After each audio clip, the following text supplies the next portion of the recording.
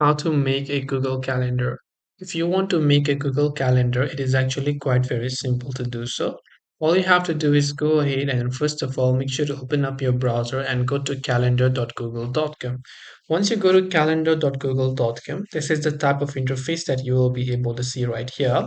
Then all you have to do is on the left hand side you can see this option called other calendars, where you can actually just find this plus icon right over here that says add other calendars. So click on the add other calendars option, and here you can say subscribe or create new calendar. So basically if you want to make a new calendar, you can just click on the create new calendar button. Now you have to go ahead and then enter the name for the calendar that you would like to have, and then you can also choose to enter the description for it, right? And once you've done that, you can also choose to enter the time zone for your calendar, and just click on the create calendar button right there to finish setting up your calendar. This way you'll be able to basically create new calendar or make new calendar. I hope that this video really helped you. If you have got any further questions, feel free to leave them down below. Thank you for watching till the very end of this tutorial, and see you soon as always in the next video.